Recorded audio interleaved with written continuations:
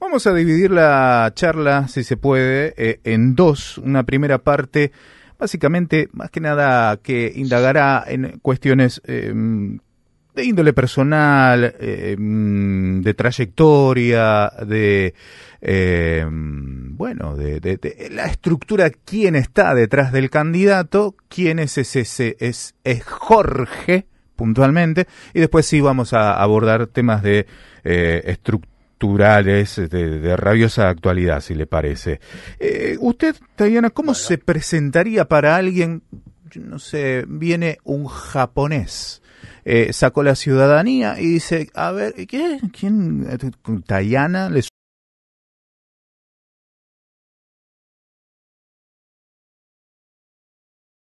Yo me presentaría como un argentino,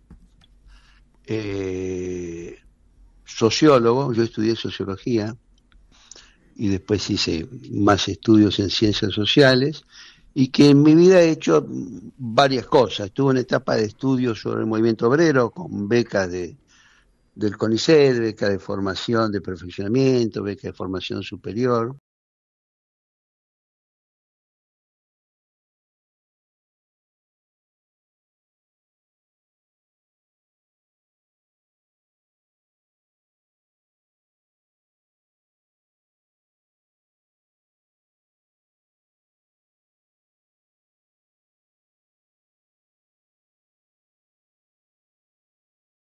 Juventud peronista, peleé entre las distintas dictaduras.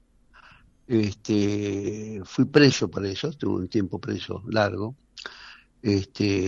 Trabajé en derechos humanos después bastante con el retorno de la democracia, en distintos organismos, pero con el premio Nobel Pérez Esquivel. Volví cuando se recuperaron las universidades, volví a la vida universitaria y seguí haciendo política, y ya me especialicé en temas internacionales, donde daba clase y participaba de las universidades. Cuando llega el peronismo al gobierno en el 89, estoy en el Ministerio de Relaciones Exteriores un tiempo, como director de organismos internacionales. Luego me ofrecen ir a Guatemala de embajador, donde fui, en un país que estaba en conflicto armado interno, y un país donde pude colaborar a que se llegara una misión de paz de Naciones Unidas, que fue encabezada por un argentino, Leonardo Franco. O sea que trabajé en la paz en Centroamérica. Y luego me ofrecieron ser secretario ejecutivo de la Comisión Interamericana de Derechos Humanos. Ahí me mudé a Washington, estuve 6 años en Washington recorriendo todo el hemisferio y trabajando casos de derechos humanos y haciendo algunos antecedentes importantes, ¿no? Como los delitos de lesa humanidad de algunos crímenes de Fujimori, como la Cantuta y el Grupo Colina, que sirvieron después para antecedentes en las Américas, en la Corte de fallos en distintos países, entre ellos el nuestro. Volví a la Argentina en el 2001, porque yo quería volver a la Argentina, era un país que me había costado vivir, no pensaba quedarme afuera. Y desde entonces, bueno, fui secretario de Derechos Humanos en la provincia de Buenos Aires, donde no existía la Secretaría de Buenos Aires, y el gobernador Solá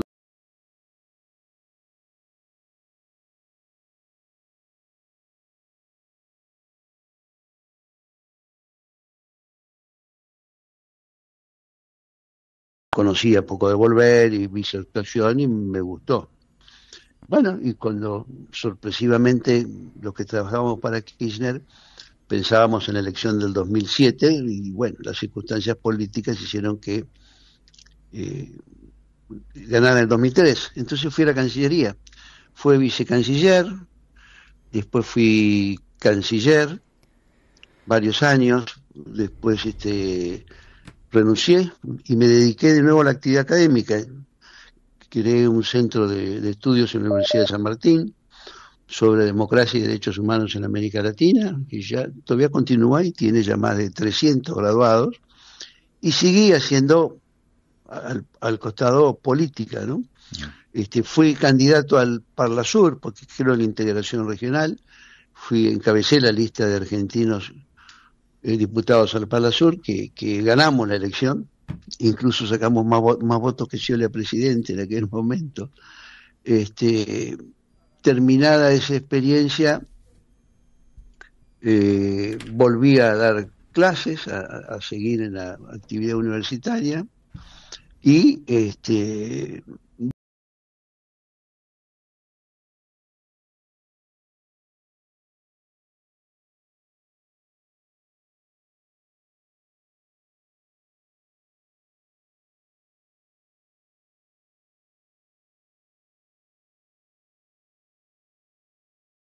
una necesidad de defensa que creo que son cada vez más evidentes en el siglo XXI, y que es un país que tiene un problema, que es un problema con el hecho de tener parte de su territorio ocupado por una potencia extranjera.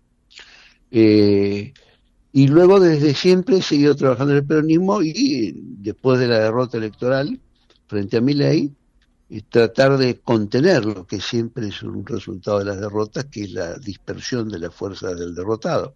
Ahí comencé a trabajar bastante por la unidad, manteniendo buena relación con los distintos sectores, diciendo que sí se puede, buscando coincidencias, y bueno, y eso llevó a que finalmente, como es ahora, encabezó la lista de diputados nacionales. ¿Por qué? Porque creemos que en el Congreso, que está teniendo y va a tener un rol más activo en los próximos años, podemos torcer el rumbo de las cosas que Milei parece no querer entender que tiene que cambiar, como que es que su plan económico ha fracasado.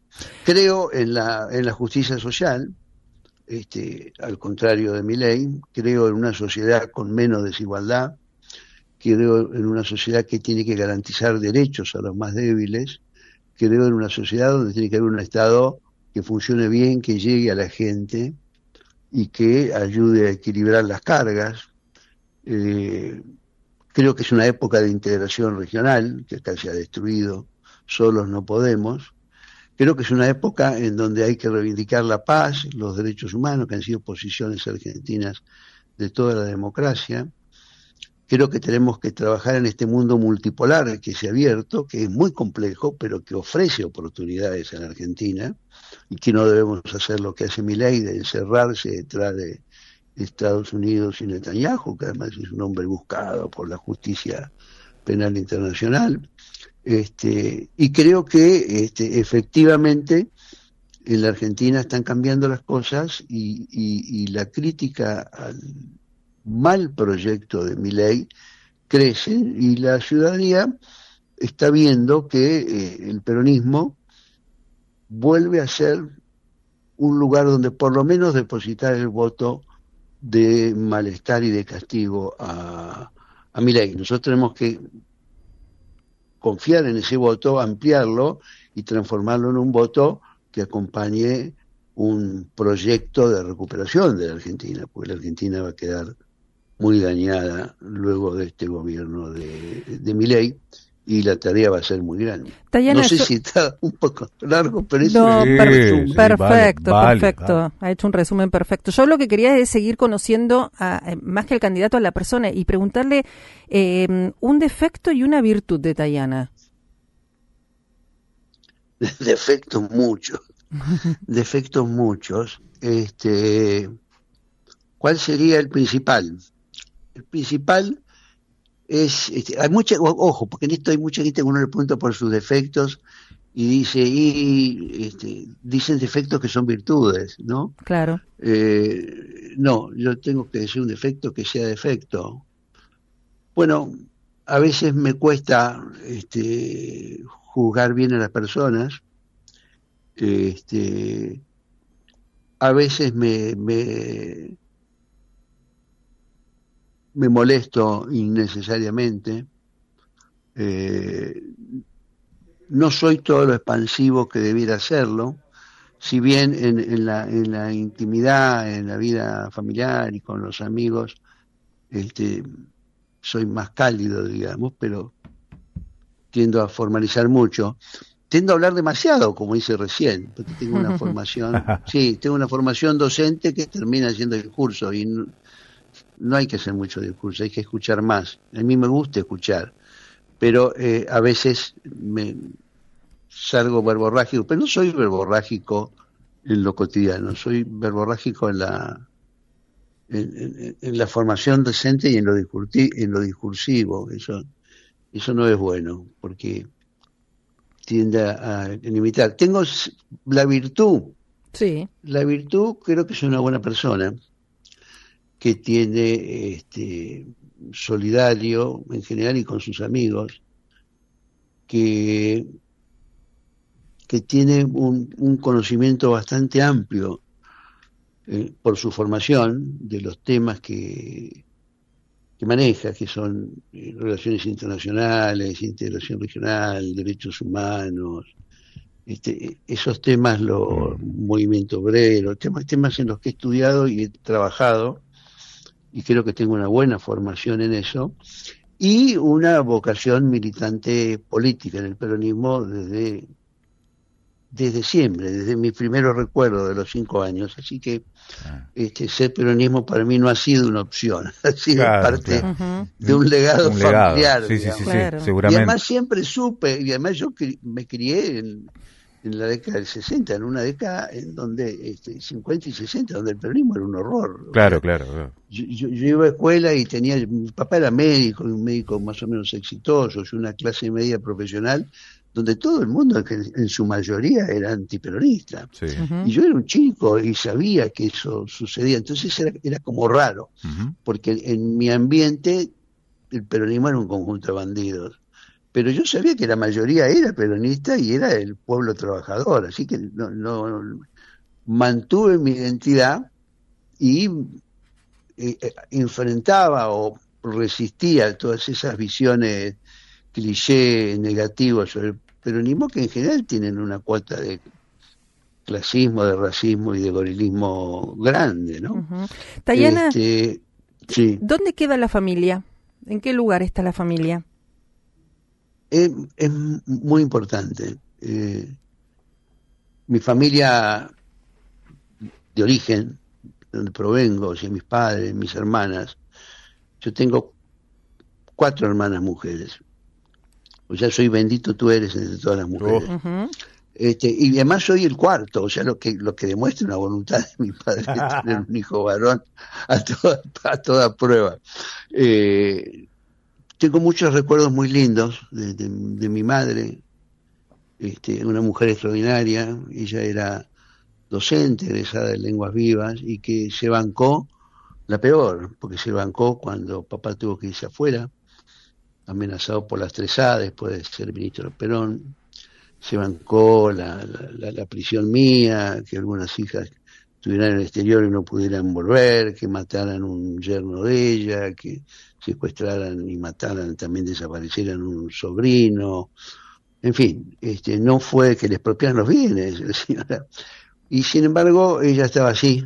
Por eso cuando vi la película La Cola, que es la cola de la cárcel, mi mamá estuvo siempre, todas las veces que había visita, estuvo en la cola de Devoto, en los años que estuvo acá, y me siguió a donde podía, a Sierra Chica, a Rawson, a distintos penales donde estuve durante más de 7 años, y eso no es poco. Eso desde el punto de vista familiar. Se convirtió en un valor sagrado la familia y la compañía de la familia.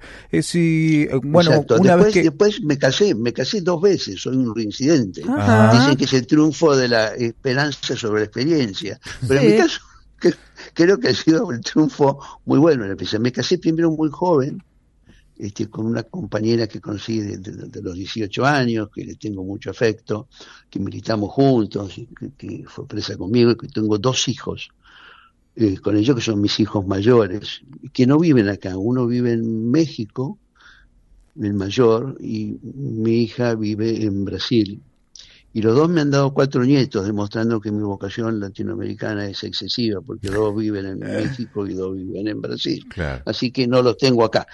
Y después me casé ya hace demasiados años, y mi Bernarda, mi mujer, cuento los años, se enoja, porque son ya hace más de 30 por lo menos, para decirlo en pocos años, y tuvimos un hijo, Francisco, que es el que está acá en Buenos Aires con nosotros, que es historiador y también hace stand-up y, bueno, tiene muchas habilidades y es muy estudioso. Mm. Y somos los tres que estamos cotidianamente acá, con mis Ujú. hermanas. Tengo dos hermanas que viven acá, y dos hermanas que viven afuera, una en Canadá de hace muchos años y otra en Estados Unidos también de hace muchos Ujú. años. Así que conozco ese reparto familiar y la vida familiar es muy importante. Estoy muy unido también a la familia de mi mujer, que tiene su mamá, que tiene una hermana, así que tengo una vida familiar importante y tratamos de juntarnos todos los fines de Ujú. semana. Y también, por supuesto, discutimos de política todo el tiempo, ¿Cuál será porque la política me acompaña. el primer proyecto, perdón que lo interrumpa, cuál será el primer proyecto que va a presentar una vez que asume, que juramente, seguramente ya lo tiene redactado, está armado, pero ¿por dónde iría? Hay varios, así que no sé cuál, y de algunos va a depender. Primero, hay unos seguro sobre insistir, porque lo habíamos tenido y se cayó, sobre el canal Magdalena. El canal Magdalena es un canal natural que tiene que ser dragado y que cambiaría la configuración de la vía troncal central, que es todo lo que sale por el Paraná, porque ese canal Magdalena permite. Hoy en la Argentina, si usted quiere pasar del puerto de Quequén o de Bahía Blanca a Ramallo, en la misma provincia de Buenos Aires, por donde voy a ser candidato, tiene que irse al Uruguay. Tiene que ir a Claro. Uruguay, buscar los prácticos uruguayos, esperar ahí y cruzar por el canal Punta Indio hacia la Argentina y entrar después al Paraná, lo cual Ujú. es un disparate, ¿no? Pero bueno, esa ha sido la estrategia de las grandes navieras, esa ha sido la estrategia de las grandes cerealeras. Usando el canal Magdalena, dragándolo, tendríamos un acceso mucho más fácil, más barato, más rápido, con un canal de doble vía y bajaríamos los costos de todo el tema de la logística, que es uno de los problemas que tiene Argentina también para exportar y para poner su producción en valor. Ese sería un problema, un proyecto seguro que Rápido que insistiría porque ya pondría, claro.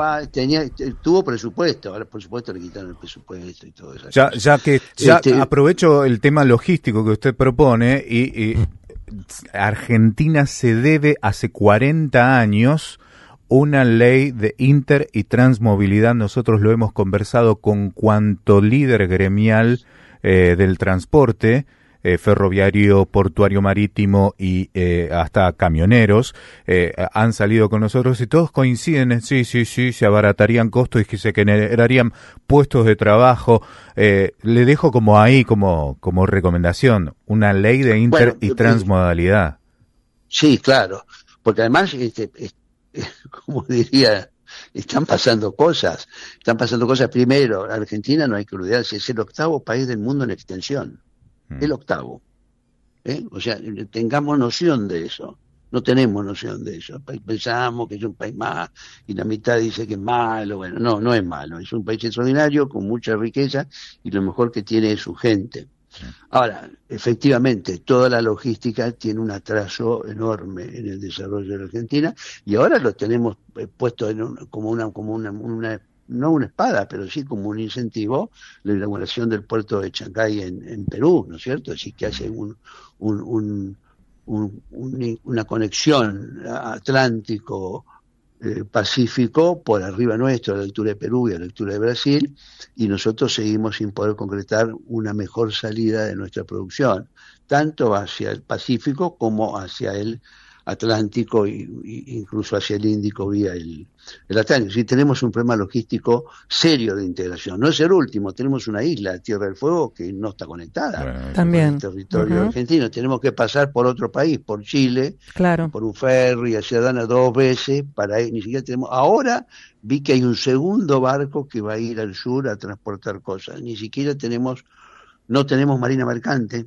que es otra cosa que habría que reparar. Es más, el gobierno sacó un decreto para destruirla, porque elimina lo que se llama la reserva de carga. O sea, me parece que todo el tema logístico y transporte es muy importante por dos razones, porque todo el tema de América del Sur y del Atlántico Sur va a adquirir mayor relevancia en el siglo XXI, por varias razones, por las riquezas naturales que hay en nuestra tierra, tanto en lo agrícola ganadero como en lo mineral, por el gas y por el petróleo, por la importancia de las reservas de agua dulce. La cuenca del Paraná es una cosa que hay pocas en el mundo, es decir, para ser el sofisticado, si usted va a la Plaza Navona en Roma, va a ver la fuente de los ríos de Bernini, que tiene 500 años, y uno de los ríos es el Río de la Plata. Uh-huh.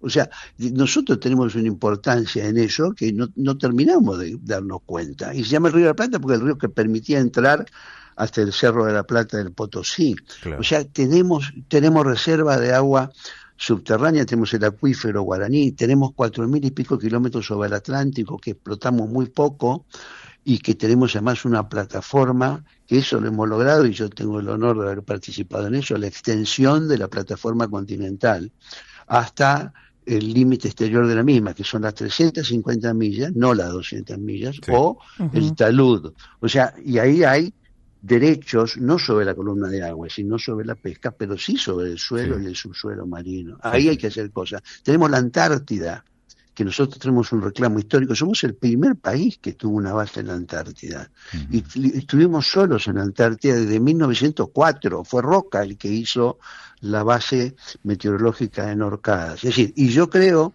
por muchas razones, que es una conversación larga, que todo el Atlántico Sur va a adquirir mayor relevancia en este siglo XXI de la que tuvo en el siglo XX. Desde el paso intercontinental hasta su riqueza submarina, hasta que es un caladero de pesca de los pocos que quedan enteros, hasta la Antártida, que tiene como el 70 o 80% de agua dulce del mundo.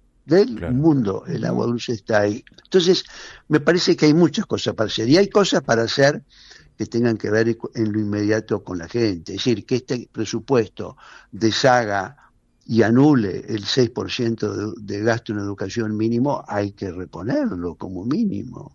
Hay que reponerlo. Nosotros, la educación, la ciencia, la tecnología, es lo que está pegando un salto, pero enorme en este comienzo del siglo XXI. Y nosotros queremos destruir eso. Estamos mal de la cabeza si hacemos eso. Y tenemos, obviamente, que mejorar mucho en educación y en formación, porque el siglo XXI, en donde ha crecido la desigualdad, esa desigualdad la podemos cortar con formación, con conocimiento y con trabajo. Y eso son prioridades que no se dan porque sí, ni por la ley simplemente del mercado o por la mano invisible, sino que hay que orientarlas, fortalecerlas y ayudarlas a crecer. Hay mucho por hacer y sobre todo mucho por evitar que destruyan, porque este gobierno no solo no hace, sino que lo que hace lo hace mal. Pero sí estaba escuchando una de esas declaraciones que hizo el presidente Milei, que él amaba hacer un topo para destruir el Estado. Bueno, la verdad que eso es un disparate. Pero hay que ver que detrás de él hay fuerzas que quieren destruir ese Estado, destruir todo el mecanismo regulatorio, y que la Argentina se transforme en un país de un 80% de ciudadanos de segunda, que apenas subsistan, que no tengan educación y que sean subordinados, sumisos al poder. Por eso les pegan a los jubilados toda la semana. ¿Cuál es la razón de pegarle a 100 jubilados que lo que quieren es dar una vuelta a la manzana del Congreso? Ese es el objetivo de la marcha de los jubilados, dar una vuelta a la manzana al Congreso para exponer su situación. No es que lo van a ocupar, no es que lo van a atacar, no es que sean terroristas, no es que puedan hacer nada, no, y sin embargo les pegan toda la semana. ¿Por qué les pegan? Les pegan porque buscan ejemplificar en los jubilados la sumisión de todo el pueblo argentino. Quieren pegarle para que no se proteste, para que la gente acepte calladamente vivir mal, perder derechos, retroceder en ingresos, aceptar injusticias como que fueran naturales. Y yo creo que eso hay que ayudar a que el pueblo argentino lo rechace. No tiene que aceptarlo, tiene que exigir, hacer valer y que sean efectivos sus derechos. Tayana, le agradecemos muchísimo la posibilidad de conversar con usted. Nos ha permitido conocerlo un poco más, saliendo quizás de las coyunturas que tanto aturden en ocasiones. Le agradecemos otra vez. Gracias a ustedes. Un placer. Un abrazo.